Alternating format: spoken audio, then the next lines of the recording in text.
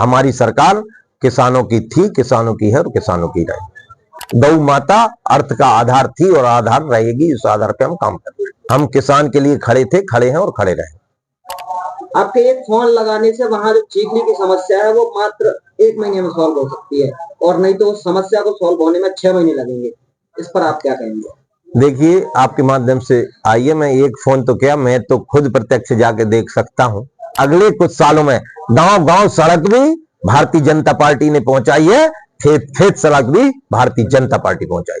भाई साहब, खाद बीज की समस्या जो की तो बनी हुई है, आज भी किसान परेशान है खाद बीज को लेकर। लगातार जिला और प्रदेश स्तर पर इसकी मॉनिटरिंग हो रही है।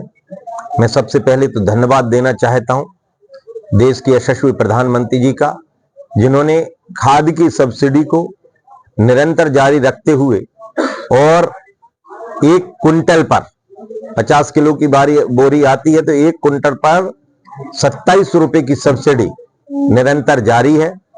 हजारों करोड़ रुपए के सब्सिडी किसानों को देने का काम हो रहा है, और अभी नियमित जो जैसी किसान को जरूरत है उस हिसाब से भरसक कोशिश करते हुए उसमें हमारे प्रशासन के नुमाइंदे सहित पूरी सरकार लगी हुई है।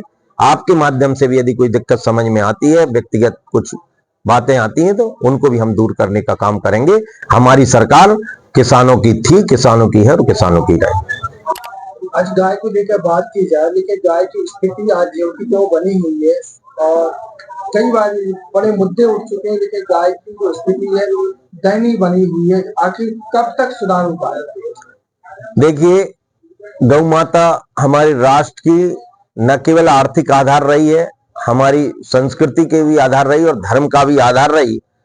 हमारे सबके जीवन, हमारे यहाँ तो परमात्मा ने भी गौ माता की रक्षा के लिए जन्म लिया है, और लगातार अब कुछ वर्षों के बाद मैं सौभाग्यशाली हूं कि आप सबके और जनता जनार्दन के आशीर्वाद से जहां मुझे भेजा गया, मैंने 2 बिल हमारे प्राइवेट बिल लगाए हैं, और उसमें से एक गौ माता के ऊपर ही, गौ माता के राष्ट्र माता सहित उसको जो सुविधा मिल सकती है उसके लिए, दूसरा नर्मदा मैया के लिए, और दोनों बिल न केवल स्वीकृत हुए हैं, उन पर आगे काम भी हुआ। अभी अभी अधिकारियों के साथ यहाँ स्थानीय चर्चा हुई, इसमें गौशालाओं से लेकर गौ प्रबंधन पर जोर दिया है।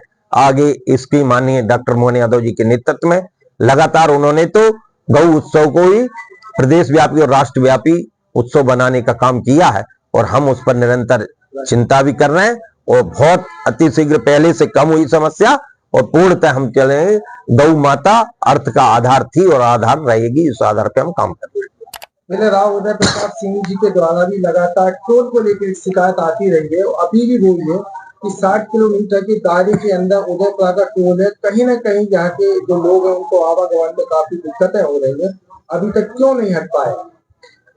टोलों का जो नियम है उसके लिए एक क्वेश्चन हमने लोकसभा में भी इस पर रखने का काम किया, आप सबके माध्यम से पता भी चल गया हो। और जो नियम है इसमें 60 किलोमीटर और उसके क्राइटेरिया अलग अलग है, उसमें केवल एक लाइन के नहीं, उसके पूरा का पूरा नियमावली है जो हमको दी भी गई है।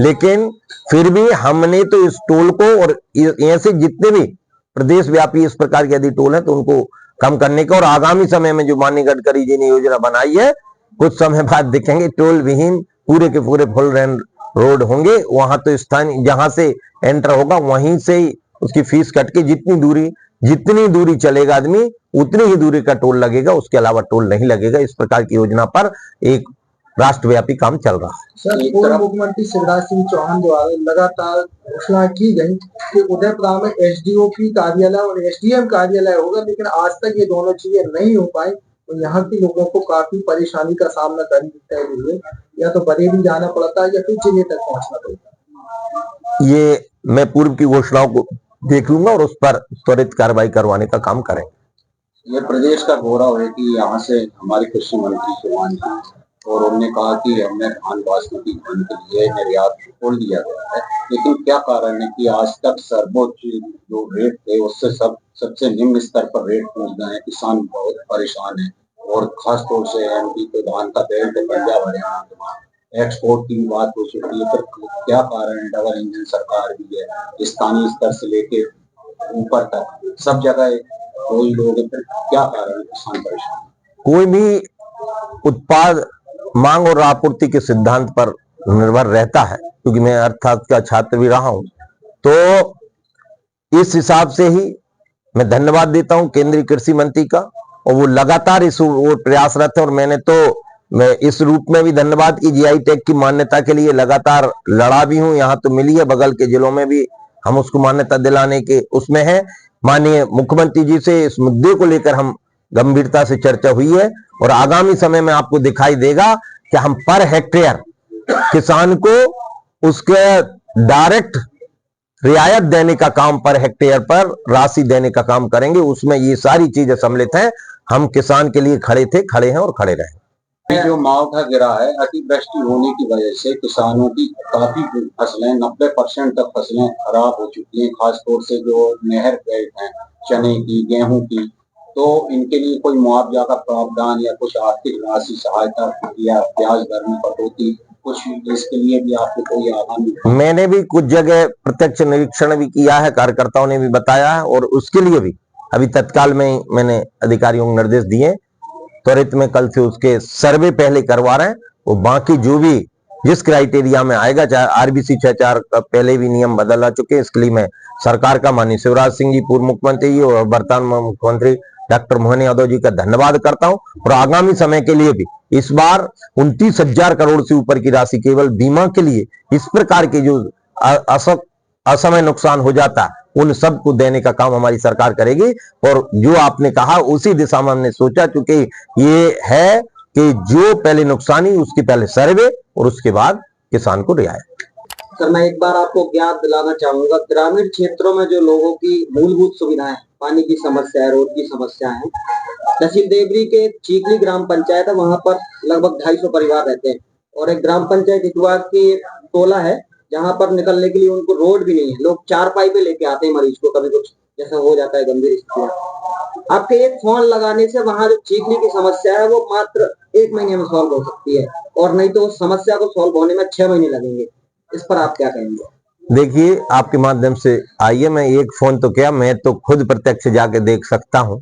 मैं तो जनता का ही हूं, लेकिन आपके माध्यम से समस्या आ रही है, मैं उसको निराकरण करूंगा। लेकिन मैं फिर पुनः धन्यवाद देता हूं प्रधानमंत्री जी को, जिन्होंने 250 आबादी के इस प्रकार के आदिवासी यदि कोई अंचल है, उसके 500 आबादी के गांव, वहां तक सड़क देने का काम। और अब जो, क्योंकि अभी एक साइड से तो सभी मध्य प्रदेश में सड़क जुड़ी हुई थी, अब दूसरी तरफ भी जोड़ने का काम इस बार प्रस्ताव में मेरी, अभी हमारे मध्य प्रदेश के भी ग्रामीण मंत्री आदरणीय प्रहलाद पटेल साहब और केंद्रीय ग्रामीण कृषि मंत्री आदरणीय शिवराज सिंह जी से लंबी चर्चा इस मामले में हुई है। और अगले कुछ सालों में गांव गांव सड़क भी भारतीय जनता पार्टी ने पहुंचाई है, खेत खेत सड़क भी भारतीय जनता पार्टी पहुंचाई।